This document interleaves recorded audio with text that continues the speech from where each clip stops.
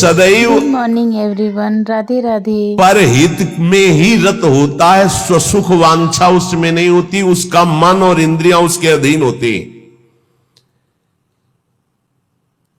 जिसका मन अधीन नहीं है वो महाठग है। ये हम महापुरुषों के वचन बोल रहे हैं। जिसका मन अधीन नहीं है वो महाठग है। दैवी संपत्ति को चुरा करके आसुरी संपत्ति को प्रकट करना इस मन रूपी महाठग का प्रभाव है। जिसका मन अधीन नहीं है वो आसुरी संपत्ति वाला है। नाना प्रकार से सत भजन रूपी धन का अपहरण करवाता है मन काम क्रोध आदि से मिल करके। इसलिए जो भक्त होता है सबसे पहले इस महाठग को अपने अधीन करता है, मन को। उसकी हर बात का अनादर करके सदगुरु की बात से इस मन को वश में किया जाता है, मन की बात का अनादर करके। और जो मन के अनुसार चलता है वो स्वयं महाठग अपने को ठगा करके ऐसे कार्य करता है जिससे पछताना पड़े। तो भक्त का पहला लक्षण है मन विजयी, स्वसुख वांछा का त्यागी, पहला लक्षण है इसमें जो वर्णन कर रहे हैं। दूसरा है भक्त मृत्यु विजयी होता है। मन विजयी, इंद्रिय विजयी, और दूसरा मृत्यु विजयी। वो हर समय सच्चिदानंद भगवान के चिंतन में इतना निमग्न रहता है कि उसके अंदर से मृत्यु का भय खत्म हो जाता है, मरने का भय खत्म हो जाता है। मन और इंद्रियां अधीन और मृत्यु के भय से मुक्त, भक्त का लक्षण। जिए काल बस ना परे, समुझ जियाए शरण ते डरत ना काल डर, शुद्ध भक्त का लक्षण। तीसरा, सदैव गुरुदेव और भगवान के अनुकूल ही कार्य करने वाला, जिससे गुरुदेव की आज्ञा पालन और भगवान की प्रसन्नता हो, उसके अलावा कोई भी अन्य कार्य उस भक्त के द्वारा नहीं हो सकते। अर्थात तस्मात् शास्त्रम प्रमाणम ते कार्याकार्यो व्यवस्थितो। उसके आचरण साधुता के अनुकूल, गुरु के अनुकूल, शास्त्र के अनुकूल, भगवान के अनुकूल। श्री कृष्ण अनुकूलेन प्रतिकूलस्य वर्जनम, प्रतिकूलस्य वर्जन, प्रतिकूल को त्याग दिया, विसर्जनम पूर्ण रूप से त्याग दिया। पहला है मन और इंद्रियों को वश में करने वाला।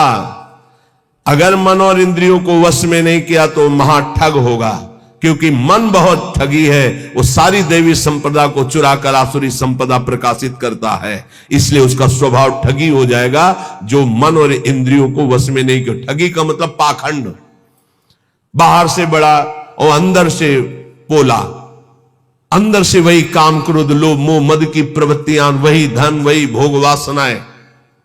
बाना कुछ और है और आचरण कुछ और है। दूसरा है मृत्यु पर विजय प्राप्त की, मृत्यु के भय का नाश हो गया, वही भक्त है। पहला लक्षण शरणागति में आता है निर्भय, मृत्यु का भी भय खत्म हो गया है। तो जो साधक है वो चल रहा है, लेकिन वो मृत्यु से थोड़ी डरता है, वो तो चल रहा है प्रभु की तरफ। और जो प्रभु का भक्त हो चुका है उसके अंदर मृत्यु का भय कैसे होगा। तीसरा, भूल न दे कुमारक पाऊं। गुरु और इष्ट के प्रतिकूल आचरण बन ही नहीं सकता भक्त के द्वारा। वो सदैव गुरुदेव की आज्ञा और इष्ट देव की प्रसन्नता पर ध्यान रखकर कार्य करता है। चौथा, सदैव देखता रहता है कि मेरे गुरुदेव, मेरे इष्ट देव मुझे देख रहे हैं। मैं जो भी आचरण कर रहा हूं मेरे गुरुदेव देख रहे, मेरे इष्ट देव देख रहे। एक शिष्य बनने के लिए दो लोग गए, गुरु ने दोनों को तरबूजे दिए, कहा एक तुम जाओ ऐसी जगह से अमनिया करो जहां कोई देख ना रहा हो, ऐसी जगह जाके काटो जहां कोई देख ना रहा हो। एक आए, थोड़ी देर में काट के बैठ गए। बोले उसको भी आ जाने दो। शाम तक घुमा, लौट के ऐसे ही पूरा रख दिया, जिससे अमनिया की हुई बैठे थे, उनसे पूछा कि तुम बहुत जल्दी आ गए मनिया करके, कहां? बोले प्रभु एक ऐसे एकांत स्थल में गया, आसपास देखा कोई नहीं था, चिड़िया भी नहीं थी, वहां से काट के ले आए। अच्छा आप क्यों नहीं शाम तक घूमते रहे? बोले प्रभु मुझे कोई ऐसा स्थान नहीं दिखाई दिया जहां आप न हो। आपने कहा था कोई न हो, तो मुझे कोई ऐसा स्थान नहीं दिखाई दिया, क्योंकि अखंड मंडलाकारम व्याप्तम चराचरम, आप चर अचर में व्याप्त मेरे गुरुदेव हैं, मेरे गुरुदेव देख रहे हैं, इसलिए आपने कहा था कोई न देख रहा हो। तो प्रभु हर समय आप मुझे दिखाई दे रहे थे, इसलिए मैं नहीं काटा। जो काट लिए थे उनसे कहा कि तुम तरबूज पाओ और निकल लो, तुम्हारी दीक्षा नहीं होगी। और जो नहीं काटे थे उनसे कहा तुम दीक्षा के अधिकारी हो।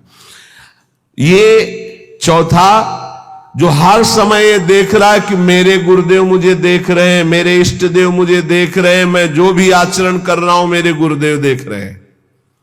पांचवा, ये भक्त का लक्षण, अपने परिवार से तनिक भी मोह ना होना। भगवत, चाहे गृहस्थ हो चाहे विरक्त, भगवत भाव होना, मोह ना होना। मोह गए बिनु राम पद होई न दृढ़ अनुराग। भगवान की ही तरफ हर वृत्ति, सब में भगवत भाव, मोह किसी से नहीं। और छठवां, महान दुख विपत्ति को आदर पूर्वक मुस्कुरा कर सहना। समझ में आ रहा? ये है भक्त के लक्षण। महान दुख, जो गुरु भक्त होता है उसमें दया, नम्रता, साधुओं से प्रेम, दंभ शून्यता, असंगता, निष्कामता, तीव्र वैराग्य, शांति, एकांतवास, केवल भगवान से संबंध, ये 10 बातें जागृत हो जाती हैं जो ये गुरु की शरणागति लेकर के आराधना करता है। सज्जन, साधुजन, भक्तजन उसे ही कहते हैं जो किसी भी माता बहन में काम भाव न देखे, जो किसी से धन लेने की चाह न करे, जो दूसरे के दुख को देखकर स्वयं दुखी हो जाए, और जो हर समय ईश्वर को अपने सामने रखता है, उसे कहते हैं साधु। उसे साधु कहते हैं, चाहे वो गृहस्थ हो चाहे विरक्त हो। फिर किसी भी स्त्री की तरफ काम भाव न करना, दूसरे के धन लेने की भावना का त्याग करना, दूसरे को दुखी देखकर स्वयं दुखी हो जाना, और हर समय ईश्वर के सानिध्य का अनुभव करना। सर्वत्र भगवान है तो यहां भी भगवान है, सबके भगवान है तो मेरे भी भगवान है, सब समय भगवान है तो इस समय भी भगवान है, सबको देख रहे हैं तो मेरे को भी देख रहे हैं। श्री भगवान का अखंड स्मरण, सब में समता का व्यवहार, संतों में विशेष भाव, नम्रता और प्राणी मात्र में भगवत भाव, ये स्वाभाविक भक्त के अंदर आने लगते हैं। जो विषयों का संग्रह, भोगों का चिंतन, दूसरे शरीरों का आकर्षण भोग वासना से, और रुपया पैसा की प्रियता, वो महामूर्ख है, वो भगवान का भक्त नहीं हो सकता। महामूर्ख इसलिए कि मूर्ख उसे कहते हैं जो कबाड़ बटोरता है, बुद्धिमान उसे कहते हैं जो कीमती वस्तु लेता है। कीमती वस्तु हरि नाम में भगवान को छोड़कर कबाड़ बटोर रहा है। भेष बहुत अच्छे व्यापारी का है और कबाड़ बटोर रहा है। भेषधारी हरि के उर साले, भगवत ऋषि जी ने कहा है।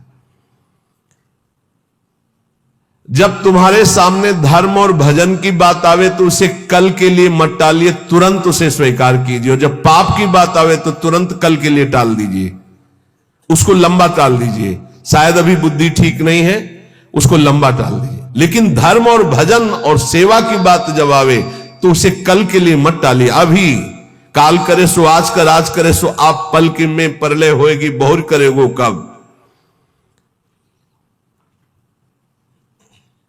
भोजन की चिंता का तनिक भी भाव भक्त के हृदय में नहीं होता, भोजन कहां मिलेगा। दूसरा, अर्थ की व्यवस्था से जीवन यापन करने का स्वभाव भक्त का नहीं होता। तीसरा, भयानक रोग आने पर मस्ती में कोई फर्क ना पड़े। चौथा, कोई भी संग ना दे तो भी असंग भाव में नित्य मगन रहे। ये भक्तों के लक्षण वर्णन हो रहे हैं।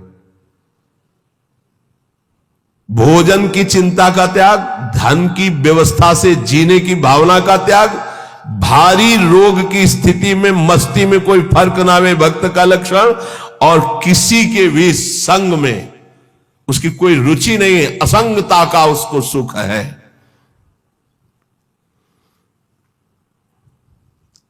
जब हम नए नए संत वेश में थे तो श्री स्वामी ओंकारानंद सरस्वती जी महाराज नजफगढ़, बहुत बड़े महापुरुष थे, उनके दर्शन करने गए तो उन्होंने कहा, अच्छा बेटा संत बन गए हो।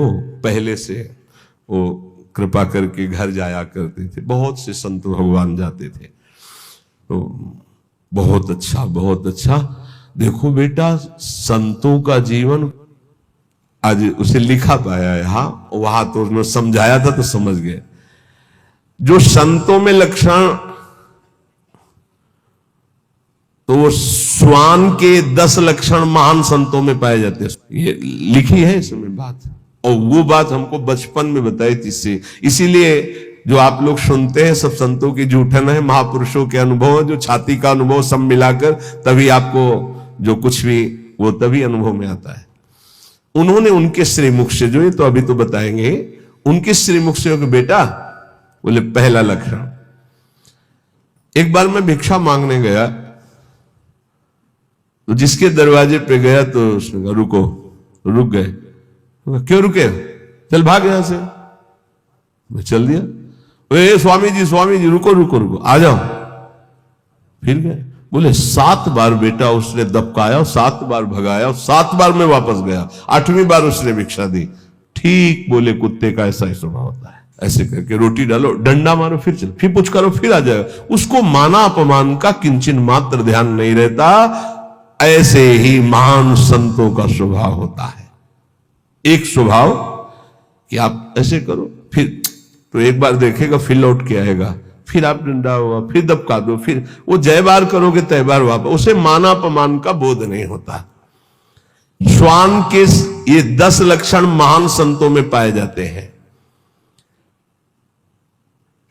वो अपनी भूख मिटाने के लिए माना अपमान का ध्यान नहीं करता भिक्षान्न के द्वारा।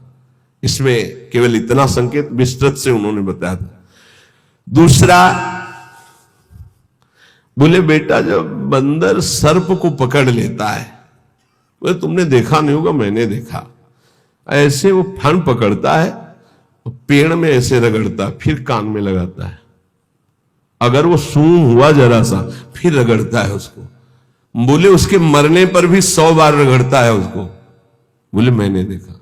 बोले दूसरा लक्षण संत का है कि वो अपने मन को ऐसे रगड़े जैसे बंदर सांप को रगड़ के मारता, मारने के बाद भी 100 बार रगड़ता है। मरे हुए मन में ही भगवदानंद की उत्पत्ति होती है। पुराने संतों के जो वचन है वो बहुत गूढ़ होते हैं, उनका अर्थ पूरे जीवन भर निकलता रहता है।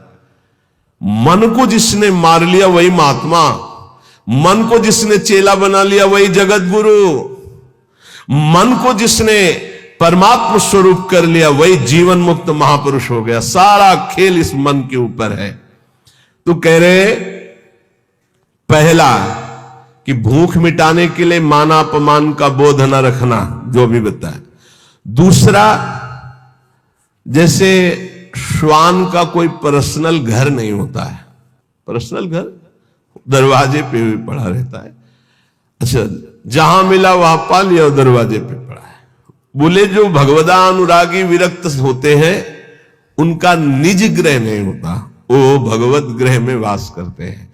भगवान जहां वास दे दिए, या भगवान के मंदिर या भगवान के धामों में, या फिर घर के अंदर नहीं वास करेंगे। ध्यान रखना, हमने देखा है कि बहुत से बड़े बड़े महात्मा जन आए, कभी घर में वास करने की बात नहीं। बाहर खपरेला था, उसके नीचे, या स्कूल सामने था वहां, या किसी देवालय में, कभी घर में शयन करने की नहीं। वही जो हमारे महात्माओं की रहनी, उसी को भूला जाता है, इसलिए धोखा खा जाया जाता है। विरक्त होकर गृहस्थों की सैया पर शयन करोगे, अपने आप को संभाल पाओगे, सवाल ही नहीं उठता है। दूसरा बताया कि जैसे श्वान जमीन में शयन करता है, भूमि शयन वलकल वसन, ऐसे महापुरुषों का होता है। जैसे भगवान रखे वैसे जीवन यापन करते, अपनापन कहीं नहीं है प्रभु के सिवा। तीसरा, भक्तों की निद्रा कैसी होती है? श्वान निद्रा तथैव च, बिल्कुल तस्मा शास्त्रम प्रमाणम, श्वान निद्रा एकदम सावधान, ऐसी निद्रा, सदा सजग निद्रा में वो रहता है भक्त, सावधानी से। उसका ऐसा सोना नहीं होता कि कुछ कुंभकर्ण के अंश वाली नींद वाले होते हैं। कुंभकर्ण कैसी जगह है जानते? उसके पेट में बड़े बड़े भाले ऐसे सब, हाथी की चिघाड़ कान में। जब भूख लगी, भोजन की खुशबू गई, तब कुछ असर आया उसको कि, तो ऐसे ही जब 11-12 बजे भूख का, तब भले नींद खुले, नहीं तो ऐसे ऐसे महापुरुष हैं कि निद्रा समाधि स्थिति 10-10 बजे तक सोते हैं। हमें लगता है कि अगर परसेंट जोड़ा जाए तो 80% ऐसे सोते हैं। 20% होंगे पूरे देश में जो जगते होंगे 4 बजे 3 बजे और अपनी साधना भजन में, नहीं तो प्राय ऐसे 2 बजे तक मस्ती की और फिर सो गए, 11 बजे तक सो रहे, और भगवान सूर्य उनकी आयु श्री कीर्ति यह सबका अपहरण कर रहे हैं और उनको पता नहीं। भक्ति की निद्रा श्वान निद्रा तथैव च। और इसके बाद कब वो दरवाजे से चला गया पता नहीं चला। ऐसे सच्चे संतों को देखा है अपने, रात्रि में कब वो बिस्तर लेकर के निकल गए पता नहीं चला। प्रायः सुबह जब उनको ओम नमो नारायण करने के लिए गए तो तख्ते खाली मिला है। कभी ये बता के नहीं कि मैं जा रहा हूं, कभी नहीं। कहां जा रहा हूं, कभी नहीं। आए और गए, जब उनको जाना उठे चल दिए, जैसे श्वान कब चला गया। क्योंकि उनका कहीं आसक्ति नहीं, कहीं अपनापन नहीं। 5वां, केवल अपने इष्ट देव का ही भरोसा रखना, अन्य का कहीं किंचन मात्र आश्रय न होना। जैसे श्वान भगवदीय भिक्षा से जीवित रहता है, भगवदीश, अब किसी के मन में डाल दिया खा ले, नहीं मिला तो पूरा दिन भूखा रह सकता है, रहते। स्वाद बुद्धि का त्याग करके तिरस्कार पूर्वक मिली हुई भिक्षा भगवदानंद को प्रकट करती है। कौन ऐसी भिक्षा पाना चाहेगा? वही जिसको भगवान चाहिए। स्वाद रहित तिरस्कार पूर्वक, कैसे कुत्ते को रोटी दी जाती है, ऐसे फेंक दी जाती है ना, या ऐसे जमीन में डाल दी जाती है। तिरस्कार पूर्वक स्वाद रहित अन्न भगवदानंद की उत्पत्ति करता है और दीनता का प्रकाश करता है। अगर कोई अपमानित करे और बार बार अपमानित करे तो भी उसके हृदय में उसके प्रति द्वेष ना होने पावे, ये श्वान वृत्ति से लिया गया। जब अवगुणी लोग तपस्वियों को, साधुओं को निंदा या अपमान या पिटाई करते हैं तो उनकी ओर पलट कर रोष भरी दृष्टि से कभी ना देखना। बहुत मारा तो रोते हुए चल दिया, बस लौट कर नहीं देखा। जैसे ये लक्षण संतों में पाए, और ये हमने स्पष्ट देखा। आपको ये तो लक्षण आज बता रहे हैं, तो कई बार बताया कि रास में हरगोविंद स्वामी के पांडाल में, यही फोगला के आगे बना हुआ है, संयोग वशात हम भी पीछे खड़े दर्शन कर, तो दिगंबर भगवदाकार स्वरूप रास ऐसे देख रहे थे, बड़ा ही हष्ट पुष्ट एकदम, और त्वचा एकदम वो तपस्वी अलग ही दिखाई दे। पता नहीं क्या भगवान की लीला, एक पीछे से बूट पहने मारा एक लात ऐसे, वो आगे बस रास बिहारी को नेत्रों से ऐसे किया, मुड़ गए। 5-7 बार उसने दौड़ दौड़ के लात मारी, महाराज पीछे मुड़ के नहीं देखे। वो बलिहार है, किस कोट, अब कौन जाने कि किस कोट के अवधूत महापुरुष है, क्या अपना सर्वनाश कर डाला उसने। वो लौट करके नहीं देखे कि कौन मार रहा है, क्यों मार रहा है। और एक और खास वृत्ति श्वान में, वो ऐसे नहीं चलता, वो सदैव ऐसे चलता है। बोले जो भक्त होता है उसकी ग्रीवा झुकी होगी और नेत्र केवल उतने ही दर्शन करेंगे जितने में पैर पड़ना है। ऐसे नहीं चलता, ऐसे चलता है। ये सारे लक्षण उसमें आ जाते हैं। आदि श्री गुरुदेव शरण दृढ़ करि विश्वास संभारे, तापीछे प्रतीति नाम श्री धाम मनोहर धारे।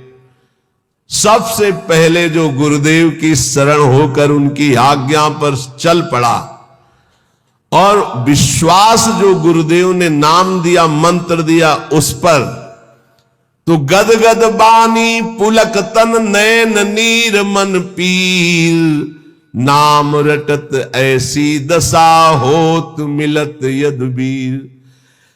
जब गुरुदेव की कृपा से, जो गुरुदेव प्रदत्त नाम में बड़ी महिमा है, जो ही नाम जब गुरुदेव के अनुसार होता है, मनमानी नहीं, मनमानी आचरण नहीं, तो बोले गदगद कंठ हो जाता है, आवाज नहीं निकलती सही ढंग से, नेत्रों से अश्रु बहने लगते हैं। जब नाम रटते हुए ऐसी दशा हो तो जान लो प्रभु के मिलने का समय आ गया है। नवधा दशधा परा रस रूपा भक्ति विचित्र, विविध भाव अनुराग सुख नामाधीन सुमित्र। गुरु जी ने जो नाम मंत्र दिया उसी से नवधा भक्ति पूर्ण हो जाएगी, दसधा प्रेम प्रकट हो जाएगी, परा सर्वत्र भगवत तत्व का बोध हो जाएगा, और रस रूपा प्रियालाल की लीला में प्रवेश हो जाएगा। उसी से सब हो जाएगा। तुम पकड़ो गुरु जी के प्रदत्त जो नाम है, मंत्र है। विविध भाव अनुराग सुख नामाधीन सुमित्र, ऐ सुंदर मित्र मेरी सलाह मान ले। गुरुदेव प्रदत्त नाम से नवधा दसधा परा रस रूपा भक्ति विचित्र और विविध भाव अनुराग सुख नामाधीन सुमित्र। जो गुरु प्रदत्त नाम है वो नवधा भक्ति पूर्ण कर देगा, वो तुम्हारे हृदय में दसधा प्रेम प्रकट कर देगा, परा तत्वबोध प्रकट कर देगा, रस रूपा लीला प्रवेश करा देगा, विविध भावों के द्वारा आराध्य देव की सेवा, ये सब नाम से प्राप्त हो जाता है। जौलो रग रग से नहीं सुधन नाम निज सार, निकषत परम प्रकाश में मधुर मोहब्बत यार। ए मित्र, जब तक तुम्हारे रोम रोम में नाम की धड़कन नहीं समा जाएगी तब तक ये मोहब्बत नहीं होगी प्रभु से, प्यार नहीं होगा प्रभु से। इसलिए रटिलो मन मन लीन सहित श्री नाम ही तोलो। सब कलम से एक भक्त ने प्रश्न किया कि दिन दूना रात चौगुना भक्ति बढ़े, ऐसा साधन बताइए। एक ही ऐसा साधन है, मन मन से, बस नाम मन मन से। अगर दिन दूना रात चौगुना भक्ति न बढ़े तो आप हमसे बताइएगा। ये सब बाहरी सेवाओं का, बाहरी कार्यों का फल है कि आपका अंदर का चिंतन तैल धारावत इष्ट देव में हो जाए। पूरे जीवन के लक्ष्य की बात कह रहा हूं। हमारी गुरुदेव भगवान के प्रदत्त यही बचपन से निष्ठा बन गई थी कि एक भी श्वास खाली नहीं जानी चाहिए। बस ये अहोभाग्य कि हमें गुरुदेव भगवान ने बचपन में ही ये सूत्र डाल दिया था, एक भी श्वास सुमिरन के बिना जाए तो धिक्कार तुम्हारे जीवन को। तो ना माला में ना गणना में इस पे हमारी कभी रुचि नहीं रही, गायत्री जी के सिवा। गायत्री अनुष्ठान के लिए जो नियम दिया गया था उसमें गणना थी कि उसका पुरस्चरण पूरा करने के लिए इतने माला, इतने घंटे, वो छोड़कर इसके अलावा कभी गणना में नहीं बुद्धि रही, श्वास पे बुद्धि रही। बोले जब मन और मन दो मन है, एक है जो असत मार्ग में जाता है और एक है जो सत मार्ग में। वही मन जलता है कि मैंने ऐसा क्यों किया, और वही मन करवाता है। तो मन दोनों, हमारा जो असत मार्ग का मन, सत मार्ग का मन है, जब दोनों एक होकर केवल मन नामाकार हो जाए, दो मन से सौदा होता है। कर लूं क्या यार, ये करना सही रहेगा कि नहीं रहेगा, नहीं सही रहेगा, नहीं यार कर लेते हैं। ऐसे प्रत्येक कर्म जो होते हैं संकल्प विकल्प करके, संकल्प विकल्प खत्म, एक निश्चय पक्का बुद्धि का कि नाम ही सर्वोपरि है। अब वो मन में निरंतर नाम रच रहा है। तो बोले फिर जो आनंद प्रकट होता है, वो आनंद एक बार प्रकट होता है, फिर कभी नष्ट नहीं होता, वो बढ़ता रहता है। वो बड़े बड़भागी जन है जो इस नाम में अपनी रुचि कर पाते हैं। पर जो अशुद्ध भोजन पाते हैं, चोरी करते हैं, मस्खरी करते हैं और पर नारी पर शरीर स्पर्श करते हैं काम भोग के लिए, और वो चाहते हैं कि हम भजन कर ले या भक्त रूप रख के निर्वाह कर ले, तो बोले वो पाखंड है, वो दंभ है, नहीं भजन नहीं। फिर देख लीजिए, जो अच्छा भोजन करना चाहते हैं, जो हंसी मस्खरी मजाक में समय व्यतीत करते हैं, जो पराई नारी पराए तन को काम भाव से स्पर्श करते हैं और चाहते हैं कि मैं दीदार करूं प्रभु का, भजन करूं प्रभु का, भक्त वेशधार, बोले दम्भ है, वो पाखंड है। इसलिए इन बातों का सुधार हमारे जीवन में रहे। जवान का चटोरापन छोड़ दिया जाए। बहुत खा लिया यार, कितना खाओगे, आज ये कल वो कल वो। तुम्हारी इच्छा नहीं होनी चाहिए, इच्छा रहित भोजन करो।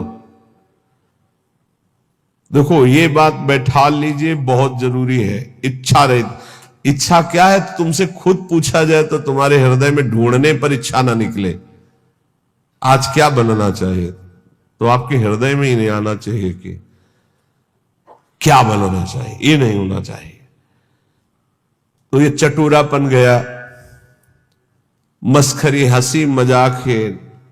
नारायण हरि भजन में पांचों सुहात विषय भोग, निद्रा, हंसी, जगत प्रीति, बहुबात। कुछ साधकों का स्वभाव होता है चुटकी लेना, मजाक करना, विनोद करना। हमें लगता है सुधार करना चाहिए इस पर। उदासीन गंभीर स्वभाव किसी भी शरीर को काम भाव से स्पर्श न करे। देखो अलग अलग होता है, वो अंदर का भाव होता है। बच्चों को, बच्चियों को या किसी भी शरीर को अगर आपको शुद्ध भजन में चलना है तो एक, फिर हम वहीं आ गए मोबाइल में। कल एक बच्चा बहुत विकल होके रो के सभा में कह रहा था ऐसे, हम कहा नाम जप करो बच्चा, इससे ठीक हो जाए। बोले कुछ नहीं रह गया उपाय, गुस्सा आ रहा है तुम्हारे ऊपर। बताएं तुम्हें क्यों उपाय नहीं रह गया? तुम गंदी बातें देखते हो ना मोबाइल में? बोले जी। गंदी क्रिया करते हो ना? जी।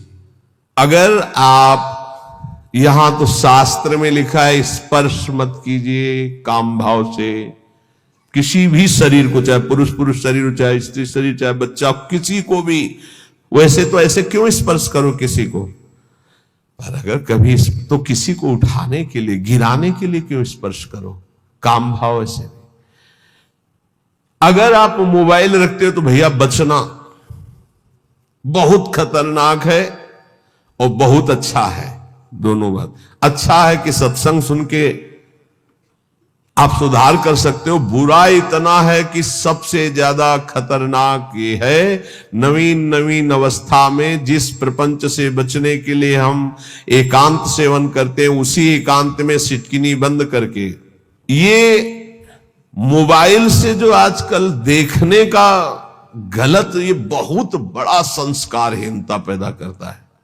ए भाई, अगर आपको कोई ज्यादा आवश्यक हो तो इतना बड़ा मोबाइल नहीं आता हो 2000 वाला, वो रखो, उसमें वो शीशा नहीं होता, वो देखने वाला, जिसमें वो आप चित्र वित्र देख सके। हमें लगता है साधुकों के लिए बढ़िया है, और सुनने के लिए वो ऐसे इतने इतने आते हैं गोले गोले से, उनमें ऐसे चिप लगा दो, अपना बोलते रहेंगे सत्संग। 350 घंटे का सत्संग कितना सुनोगे? 1 घंटे के सत्संग में भगवत प्राप्ति हो जाएगी अगर आचरण में उतार ले तो। उसको रखना जरूरी है। इतने इतने बड़े, अब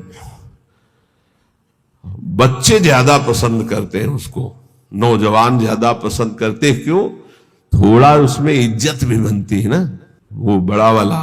हमें लगता है बच्चों भाई हाथ जोड़ के प्रार्थना करते हैं, इस मोबाइल से बड़ा सद्गुण भी है और इससे बड़ा दुर्गुण, और ये दुर्गुण आ गया तो ब्रह्मा भी नहीं बचा सकते, क्योंकि रचा ही उन्होंने कलयुग में इसीलिए कि जल्दी कलयुग में भगवत प्राप्ति हो जाती है। तो उन्होंने विचार किया, जैसे जिस समय सृष्टि रची तो सनक सनंदन सनातन सनत कुमार प्रकट होते ही बोले बेटा सृष्टि कार्य, बोले हरि शरणम, लंगोटी भी नहीं लगाई, दिगंबरे निकल पड़े। ब्रह्मा जी ने दूसरी सृष्टि प्रकट की, मरीचादि ऋषि बोले पिताजी आज्ञा कीजिए, बोले सृष्टि रचना, बोले संभव नहीं, भजन। ब्रह्मा जी ने कहा कुछ और विचार करना पड़ेगा। तब अपने बाएं अंग से सत रूपा जी और दाहिने अंग से मनु जी, वहीं से परस्पर आकर्षण स्त्री पुरुष का, फिर जो तो ये रचना ऐसी रची है शरीरों की कि भजन में रुचि ना होकर सृष्टि की तरफ हमारी रुचि जाए। तो प्रार्थना है, यदि थोड़ा भी सतमार्ग में चलने की इच्छा हो तो गृहस्थ हो या विरक्त हो, नौजवान हो या बूढ़े हो, ये जो इसमें लिखी है बात, इसको बचाने के लिए बहुत जरूरी है। इतना शासन अपने ऊपर कर लो, या तो कि मोबाइल से गलत चीज नहीं देखोगे। देखो जितने लोग यहां बैठे हो, हमें लगता है नहीं देखते होगे, और अगर कोई भूल से देखता हो तो आज कसम खाओ कि कभी गंदी बात मोबाइल से नहीं देखेंगे। और जिनके कान में सत्संग पड़े बाहर भी, तो मान लो कि तुम वृंदावन में बैठे हो, कसम खा रहे हो वृंदावन में कि आज से मैं मोबाइल से गंदी बात नहीं देखूंगा। हो गई बात। सब कोई जो नहीं, वैसे हमें 100% विश्वास है कि यहां जो बैठे काय को देखेंगे, लेकिन कुछ % ऐसा हो सकता है। आज से कसम है जितने यहां बैठे हैं, जो नहीं देखते हैं उनको राधे राधे प्रणाम, बढ़िया बात है, आप बहुत अच्छे हो। और जो देखते हैं, श्री जी जानती है, आज से कसम है उनको जो आज से गंदी बात देखें। जो बाहर सुने या तो सुने ना, यही से बंद कर देना, स्विच ऑफ कर देना अगर तुम्हारे कान में शब्द पड़े, और अगर सुन लिया पूरा तो तुम्हें भी कसम है तुम गंदी बात नहीं देखोगे मोबाइल में, जहां तक बाहर चली जाए बात। क्योंकि बहुत हमारे नवीन पीढ़ी को नाश करने के लिए ब्रह्मा जी के द्वारा ऐसी बुद्धि दे दी गई कि ऐसा यंत्र रचा गया। और बहुत धन्यवाद है मोबाइल रचना को कि विदेश में भी बैठे हुए वृंदावन में क्या सत्संग हो रहा है वो सुन रहे। तो जड़ चेतन गुण दोष में विश्व कीन करतार, संत हंस गुण गाहे पे परिहरिवार विकार। जितना भजन करो भगवान को अर्पित कर दो, भगवान की बैंक में जमा कर दो। बहुत सावधानी से एक एक मिनट कर्म करो। संसार का सब कार्य करते हुए, अहरनिश नाम जप करते हुए दूसरों के सुख का ख्याल रखो, अपने सुख का ख्याल छोड़ दो।